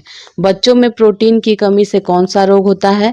तो यह क्वार्सिक्योर होता है। प्रोटीन का महत्वपूर्ण कार्य क्या है? ये कोशिका जीवद्रव व ऊतक का निर्माण में भाग लेता है। वसा क्या है? यह ग्लिसरॉल एवं मत्स्यीय अम्लों का एस्टर होता है। यह कितने प्रकार का होता है? 2 प्रकार के वसा होते हैं, संतृप्त और असंतृप्त। असंतृप्त वसा के उदाहरण है मछली का तेल और वनस्पति का तेल ये सभी। संतृप्त वसा अम्ल के उदाहरण है नारियल का तेल, ताड़ का तेल। 1 ग्राम वसा से कितनी ऊर्जा मिलती है? तो 9.3 किलो कैलोरी। शरीर में वसा का संश्लेषण माइटोकॉन्ड्रिया में होता है। वसा के मुख्य कार्य हैं यह शरीर में जमा होकर शरीर के ताप को बाहर नहीं निकलने देती। वसा की कमी से त्वचा रूखी हो जाती है। वसा की अधिकता से हृदय की बीमारी व रक्तचाप बढ़ जाता है। विटामिन का आविष्कार किसने किया है? फंक ने किया है विटामिन का आविष्कार। विटामिन शरीर में क्या कार्य करता है? शरीर के उपापचय क्रियाओं को नियंत्रण करता है। शरीर में जल में घुलनशील विटामिन कौन है? विटामिन B, और वसा में घुलनशील विटामिन है vitamin A, D, E, K। अब विटामिन की कमी से होने वाले रोग और उसके स्रोत देख लेते हैं। विटामिन A को रेटिनॉल कहते हैं और इसकी कमी से रतौंधरी संक्रमणों का खतरा और जीरोथैल्मिया होता है। और ये स्रोत है दूध, अंडा, पनीर, हरी साग, सब्जी, मछली, यकृत तेल है। विटामिन B1 को थायमिन कहा जाता है, इसकी कमी से बेरी का रोग होता है। स्रोत है मूंगफली, तिल, सूखा मिर्च, बिना घुली दाल, यकृत, अंडा और सब्जी। विटामिन B2 राइबोफ्लेविन होता है, तो इसकी कमी से त्वचा का फटना, आंखों का लाल होना, जीह्वा का फटना होता है। स्रोत खमीर, कलेजी, मांस, हरी सब्जियां, दूध ये सभी। विटामिन B3 निकोटिनेमाइड या नियोसिन होता है, तो इसकी कमी से पेलाग्रा त्वचा दांत होता है या 4D सिंड्रोम। इसका स्रोत है मांस, मूंगफली, आलू, टमाटर, पत्ती वाली सब्जियां। विटामिन B5 पैंटोथेनिक अम्ल, बाल सफ़ेद होना, मंद बुद्धि होना इसकी कमी से होता है। मांस, दूध, मूंगफली, गन्ना, टमाटर इसके स्रोत हैं। विटामिन B6 को पायरिडॉक्सिन कहते हैं। एनीमिया और त्वचा रोग हो जाता है इसकी कमी से। यकृत, मांस, अनाज ये सभी इसके स्रोत हैं। विटामिन B7 बायोटीन कहते हैं। लकवा, शरीर में दर्द, बालों का गिरना ये सभी इसकी कमी से होता है। मांस, अंडा, यकृत, दूध ये इसके स्रोत हैं। विटामिन B11 फॉलिक अम्ल कहते हैं। एनीमिया और पेचिस रोग इसकी कमी से होता है। दाल, यकृत, सब्जियां, अंडा, सेम ये सभी इसके स्रोत हैं। अब विटामिन B12 को साइनोकाबालामिन कहते हैं। एनीमिया और पांडु रोग होता है इसकी कमी से। मांस, कलेजी, दूध इसका स्रोत है। विटामिन विटामिन C है, स्कॉर्बिक एसिड कहते हैं। और इसकी कमी से मसूड़े का फूलना स्क्रब हो जाता है। नींबू, संतरा, नारंगी, टमाटर, खट्टे पदार्थ, अंकुरित अनाज ये सभी विटामिन C के स्रोत हैं। विटामिन D देखा जाए तो कैल्सीफोरो, बच्चों में इसकी कमी से रिकेटस हो जाता है। वयस्क में ऑस्टियोमैलेशिया हो जाता है। मछली, यकृत, तेल, दूध, अंडे ये सभी इसके स्रोत हैं। विटामिन E देखें तो इसके टोकोफेरोल कहते हैं। जनन शक्ति का कम होना इससे होता है कमी से। पत्ती वाली सब्जियां, दूध, मक्खन, अंकुरित गेहूं, वनस्पति तेल इसकी स्रोत हैं। विटामिन K है फिलोक्विनोन, रक्त का थक्का न बनना इसकी कमी से होता है। और साथ ही इसके स्रोत देखें तो टमाटर है, हरी सब्जियां हैं, आंतों में भी ये उत्पन्न होता है। अब नेक्स्ट आ जाते हैं। गर्भवती महिलाओं में प्राय किसकी कमी होती है? कैल्शियम व आयरन की। हमारे शरीर के बाहर का कितना प्रतिशत जल होता है? 65 से 75% भाग। पीने के पानी में किस विष के कारण केराटिस नामक बीमारी होती है? तो आर्सेनिक विष से। न्यूक्लिक अम्ल का कार्य होता है आनुवांशिक गुणों को एक पीढ़ी से दूसरी पीढ़ी तक ले जाना। एक सामान्य कार्य करने वाले व्यक्ति को कितनी ऊर्जा की आवश्यकता होती है? तो ये 3000 से 3500 कैलोरी। देखिए फिर से देख लीजिए, 3000 से 3500 कैलोरी ऊर्जा होती है। राष्ट्रीय पोषण एवं अनुसंधान संस्थान हैदराबाद में है। केंद्रीय खाद्य प्रौद्योगिकी अनुसंधान संस्थान मैसूर में है। केंद्रीय औषधि शोध संस्थान स्थित है लखनऊ में। शहद का मुख्य घटक है फ्रुक्टोज। कौन सा पदार्थ मानव शरीर में ईंधन का कार्य करता है? कार्बोहाइड्रेट। दूध में मिठास किसकी उपस्थिति के कारण होता है? तो ये लैक्टोज के कारण होता है। अब मानव रोग देखेंगे। मलेरिया से पीड़ित व्यक्ति में प्लाज्मोडियम परजीवी की खोज किसने किया था? तो ये लेवरन ने किया था। मलेरिया रोग से क्या होता है? लाल रुधिराणु नष्ट हो जाते हैं और रक्त में कमी आ जाती है। मलेरिया के उपचार में दिया जाता है क्लोरोक्विनोन, कुनैन, पेलुडिन ये सभी। कालरा व टीबी के जीवाणु की खोज की थी रॉबर्ट कोच ने। रेबीज के टीके व दूध के पाश्चराइजेशन की खोज लुई पास्चर ने किया था। बच्चों की डीबीटी टीका दिया जाता है डिप्थीरिया, काली खांसी, टिटनेस रोग के प्रतिरक्षण के लिए दिया जाता है। अब देखेंगे परजीवी द्वारा होने वाले रोग है मलेरिया। प्रभावित अंग है तिल्ली एवं आरबीसी। प्लाज्मोडियम के द्वारा होता है। वाहक कौन होता है? मादा एनाफ्लिज। लक्षण है ठंड के साथ इसमें बुखार आता है। पायरिया मसूड़ों में होता है एंटी अमीबा जिंजवेलिस के कारण, और मसूड़ों से रक्त का निकलना होता है इसमें। सोने की बीमारी मस्तिष्क को प्रभावित करती है। ट्रिपेनोसोमा नामक परजीवी होती है इसमें। वाहक होता है सीसी मक्खी। बहुत नींद के साथ इसमें बुखार रहता है। पेचिस आंत प्रभावित होता है। एंटी अमीबा हिस्टोलिटिका इसकी परजीवी है। और श्लेष्मा एवं खून के साथ दस्त होता है। काला जर अस्थि मज्जा को प्रभावित करता है। लिस्मैनिया और डोनावानी, लिस्मैनिया डोनावानी इसकी है। और बालू मक्खी जो है वाहक है और तेज बुखार होता है इसमें। अब जीवाणु द्वारा होने वाले रोग टिटनस, तंत्रिका तंत्र प्रभावित होता है। क्लॉस्ट्रीडियम टेटनी जीवाणु का नाम है। और लक्षण क्या है? तेज बुखार, शरीर में ऐठन, जबड़ा बंद होना। हैजा में क्या होता है? आंत प्रभावित होता है। और इसके जीवाणु है विब्रियो कॉलेरी। और लगातार दस्त और उल्टियाँ होती है। टाइफाइड में आंत ही प्रभावित होता है। साल्मोनेला टाइफी इसके जीवाणु हैं और तेज बुखार और सिर दर्द इसमें होता है। क्षय रोग से फेफड़ा प्रभावित होता है। माइक्रोबैक्टीरियम ट्यूबरक्लोसिस इसकी जीवाणु है और बार बार खांसी के साथ कफ आता है, रक्त निकलना। डिप्थीरिया श्वास नली प्रभावित होती है। बैक्टीरिया कौन सी है? कोरोनी बैक्टीरियम डिप्थीरी, सांस लेने में कठिनाई एवं दम घुटता है। प्लेग फेफड़ा कार्व दोनों पैरों के बीच में ये प्रभावित अंग है। और पास्चुरेला पेस्टिस जीवाणु बहुत तेज बुखार के साथ शरीर पर गिल्टियां होने लगती हैं। काली खांसी में श्वसन तंत्र प्रभावित होता है। हीमोफिलस परटूसिस इसकी जीवाणु है, लगातार इसमें खांसी आता है। निमोनिया में फेफड़ा प्रभावित होता है और डिप्लोकोकस निमोनी इसकी जीवाणु है। और तेज बुखार फेफड़ों में सूजन हो जाता है।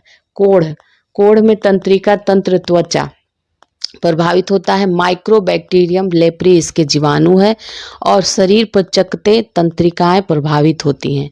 गोनोरिया मूत्र मार्ग में होता है और ये नाइसेरिया गोनोरियाई जीवाणु से होता है। मूत्र मार्ग में सूजन हो जाता है। सिफिलिस सीसन में होता है, प्रभावित अंग है। और टैपोनमा पैलिडम इसके जीवाणु है और सीसन में घाव होता है। अब विषाणु के द्वारा होने वाले रोग देखते हैं। एड्स है, प्रतिरक्षा प्रणाली WBC इसमें प्रभावित होती है। HIV विषाणु के कारण होता है। लक्षण क्या है? रोग प्रतिरोधक क्षमता का नष्ट होना। डेंगू ज्वर में संपूर्ण शरीर खासकर सिर, आंख और जोड़ प्रभावित होता है। अरबो वायरस इसका विषाणु है। आंखों, पेशियों, सिर तथा जोड़ों में दर्द होता है। पोलियो में गला, रीढ़, नाड़ी संस्थान प्रभावित अंग है। पोलियो विषाणु का नाम है। ज्वर होता है इसमें बदन में दर्द, रीढ़ की हड्डी, आंत की कोशिकाएं नष्ट हो जाती हैं। इन्फ्लुएंजा संपूर्ण शरीर में। मिक्सो वायरस विषाणु है। गलसोत, छींक, बेचैनी ये सभी होता है। चेचक में संपूर्ण शरीर प्रभावित होता है। बैरियोला वायरस विषाणु है। तेज बुखार, शरीर पे लाल लाल दाने ये सभी हैं। छोटी माता संपूर्ण शरीर में। वेरिसेला वायरस इसका विषाणु है। हल्का बुखार, शरीर पर पीतिकाएं होती हैं, ये सभी विषाणु का ही देख रहे हैं। तो गलसोथ में पैराथायराइड ग्रंथि प्रभावित होती है। ज्वर के साथ इसमें मुंह खोलने में कठिनाई होती है। खसरा जो है संपूर्ण शरीर में होता है। मोबिली वायर इसका शरीर पर लाल दाना होता है, ठीक है, ये विषाणु है। हिपेटाइडी या पीलिया यकृत में होता है। इसमें पेशाब पीला, आंख एवं त्वचा पीला हो जाता है। रेबीज जो है तंत्रिका तंत्र में होता है। रैबिडो वायरस इसका विषाणु है। रोगी पागल हो जाता है, जीभ बाहर निकल जाता है। मेनिंजाइटिस मस्तिष्क प्रभावित होता है, इसमें तेज बुखार होता है। हर्पिस में त्वचा होता है, हर्पिस नामक से, और त्वचा में सूजन हो जाती है, ठीक है। अब नेक्स्ट देखते हैं फफूंद द्वारा होने वाले प्रमुख रोग है दमा, एथलीट, फूट, खाज, कंजापन, दांत आदि। मनुष्य में होने वाले प्रमुख आनुवंशिकी रोग है वर्णांधता, haemophilia, Turner syndrome, Klinefelter syndrome और डाउन सिंड्रोम ये सभी। कीमोथेरेपी किसके उपचार में दिया जाता है? कैंसर में। अस्थि कैंसर किसके कारण होता है? रेडियो सक्रिय स्ट्रोंसियम 90 के कारण। एलिसा टेस्ट किस रोग के जांच में होता है? HIV virus. HIV का पूरा नाम क्या है? Human immuno virus. एड्स का पूरा नाम क्या है? Acquired immunodeficiency syndrome. AIDS रोग होता है विषाणु से। डेंगू ज्वर किसके काटने से फैलता है? मादा एनोफ्लिस से। पोलियो वैक्सीन की खोज जॉन साल्क ने किया था। BCG का पूरा नाम क्या है? इसका नाम है bacillus Calmette Guerin. DPD diphtheria, pertussis and tetanus इसका फुल फॉर्म है। अब चिकित्सा संबंधी उपचार देख लेते हैं। विटामिन फंक के द्वारा खोजा गया था। विटामिन B मैकुलन ने। विटामिन D हॉपकिंस ने। स्ट्रेप्टोमाइसिन बॉम्स मैन ने। और नेक्स्ट देखते हैं होम्योपैथी हैनीमैन ने। ओपन हार्ट सर्जरी बाल्टल लिलहेल ने। प्रथम प्रखनली शिशु एडवर्ड्स एवं स्टेप्टो ने। एंटीजन लैंडस्टीनर के द्वारा खोजा गया है। क्लोरोफॉर्म हैरिसन तथा सिम्पसन के द्वारा। टेरामाइसिन फिनेल के द्वारा, पोलियो वैक्सीन जॉन ई साल के द्वारा, आरएनए जेम्स वाटसन तथा ऑर्थर अर्क के द्वारा, विटामिन ए जो है मैकुलन के द्वारा, पेनिसिलिन अलेक्जेंडर फ्लेमिंग ने खोजा था, रक्त परिवर्तन कार्ल लैंड स्टीनर ने, पेचिस तथा प्लेग की कीटाजाटोज ने, और बैक्टीरिया ल्यूएन हॉक ने। नेक्स्ट है मलेरिया परजीवी व चिकित्सा का खोज रोनाल्ड रॉस ने, विटामिन सी होलकट के द्वारा, हृदय प्रत्यारोपण क्रिश्चियन बर्नार्ड के द्वारा, गर्भ निरोधक गोलियां पिनकस के द्वारा, इंसुलिन बेटिंग के द्वारा, टीबी बैक्टीरिया रॉबर्ट कोच के द्वारा, बीसीजी ये यूरिन कॉलमेट के द्वारा खोजा गया था, डीएनए जेम्स वाटसन तथा क्रिक के द्वारा। ठीक है, हो गया। सल्फा ड्रग्स इधर देख लीजिए, विटामिन ए मैकुलन हो गया, सल्फा ड्रग्स डार्क मैक के द्वारा, लिंग हार्मोन स्टेनाज के द्वारा, इलेक्ट्रोकार्डियोग्राफ आइनोएन के द्वारा, चेचक का टीका एडवर्ड जेनर के द्वारा, रेबीज रोधी टीका जो है लुई पास्चर के द्वारा। अब प्रमुख चिकित्सा उपकरण देख लेते हैं। पेसमेकर, इससे क्या होता है, हृदय गति कम हो जाने पर इसे समान अवस्था में लाने हेतु इसका प्रयोग किया जाता है। कंप्यूटेड टोमोग्राफी स्कैन जो होता है, सीटी स्कैन, इससे संपूर्ण शरीर में किसी असामान्य या विकृति का पता लगाने के लिए इसका प्रयोग किया जाता है। इलेक्ट्रोकार्डियोग्राफ से हृदय संबंधी असमानताओं का पता लगाते हैं। Auto analyser glucose, urea, cholesterol आदि की जांच के लिए। ठीक है, और इलेक्ट्रो इंसेफेलोग्राम, इससे मस्तिष्क की विकृतियों का पता लगाते हैं। MRI magnetic resonance imaging, MRI के द्वारा क्या करते हैं, संपूर्ण शरीर में असमान या विकृति का पूर्णतः सही तरीक पता लगाया जाता है। ठीक है, नेक्स्ट अब देख लेते हैं महत्वपूर्ण जानकारियां। सबसे बड़ा जीवित पक्षी शुतुरमुर्ग है, सबसे बड़ा कपि गोरिल्ला है, सबसे छोटा स्तनी छछूंदर है, अंड जरायुज स्तनी कंगारू है, सबसे व्यस्त मानव अंग हृदय है, सबसे बड़ा जीवित सरीसृप टर्टल कछुआ, समुद्री कछुआ, सबसे तेज उड़ने वाला पक्षी कटिपुच्छ पक्षी है, स्थायनी टेल्ड स्विफ्ट, सबसे तेज दौड़ने वाला जंतु चीता है, सबसे बड़ा सर्प पाइथन है, सबसे छोटा पक्षी हम्बिंग बर्ड है, सबसे बड़ा अंडा किसका होता है, शुतुरमुर्ग का, सबसे ऊंचा स्तनी जिराफ है अफ्रीका का, सबसे बड़ा तथा भारी स्तनी नीली व्हेल, सबसे बड़ा स्थलीय स्तनी अफ्रीकी हाथी, अंडप्रजक स्तनी जो होता है एकिडना तथा डक विलेप्लेटिपस होता है। कुछ महत्वपूर्ण तथ्य है। स्वप्नों के अध्ययन को ओनोरोलॉजी कहते हैं। मनुष्य के सौंदर्य के अध्ययन को कैलोलॉजी कहते हैं। जीवन की उत्पत्ति के समय ऑक्सीजन नहीं था। शरीर में सबसे दृढ़ मजबूत जो होता है तत्व दांतों का एनेमल, ये कैल्शियम फास्फेट का बना होता है, ये होता है। सबसे तेज तंत्रिका आवेग 532 किलोमीटर पर घंटा होती है। मनुष्य के फेफड़ों का आंतरिक क्षेत्रफल 93 वर्ग मीटर होता है, जो शरीर के बाह्य क्षेत्रफल का 40 गुना होता है।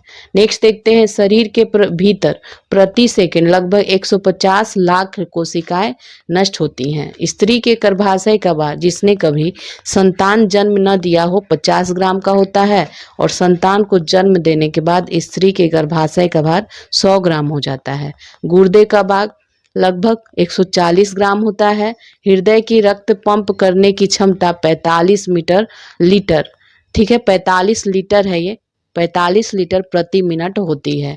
छोटी आंत लगभग 7 मीटर लंबी होती है तथा उसका व्यास 2.5 सेंटीमीटर होता है। शरीर के भीतर रक्त परिभ्रमण में लगभग 23 सेकंड का समय लगता है। पेनिसिलिन नामक प्रतिजैविक पेनिसिलिन नामक कवक से प्राप्त किया जाता है। मनुष्य संसार का सबसे बुद्धिमान डोमिनेंट है। एलियाट्रोस सबसे बड़ा समुद्री पक्षी है, जिसके पंख का फैलाव 10 से 12 फीट होता है। प्लेजेंटा बनने के आरंभ के समय HCG हार्मोन काफी मात्रा में स्रावित होकर मूत्र में उत्सर्जित होने लगता है। इसी समय मूत्र की जांच से इस हार्मोन की उपस्थिति में गर्भाधान की जांच की जाती है। बच्चे के हृदय की धड़कन वयस्क व्यक्ति से ज्यादा होता है।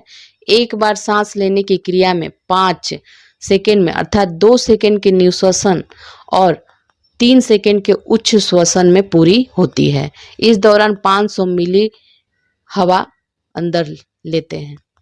मनुष्य के शरीर में रुधिर प्रतिदिन लगभग 350 लीटर ऑक्सीजन शरीर की कोशिकाओं तक पहुंचाता है और इसमें 97% ऑक्सीजन हीमोग्लोबिन के द्वारा ले जाया जाता है। शेष जो 3% भाग है ये संचारण इसका रुधिर प्लाज्मा करता है। शरीर का सामान्य तापमान अगर 95 डिग्री फ़ारेनहाइट से गिर जाए तो ऐसी स्थिति को हाइपोथर्मिया कहते हैं। नख और सिंग क्रिएटिन्स, इसको देख लीजिए फिर से, नख, खुर और सिंग क्रिएटिन उत्तक के बने होते हैं। तो चलिए इसी के साथ आपका बायोलॉजी जीव विज्ञान कंप्लीट हो गया। अब हम लोग नेक्स्ट वीडियो में मिलते हैं।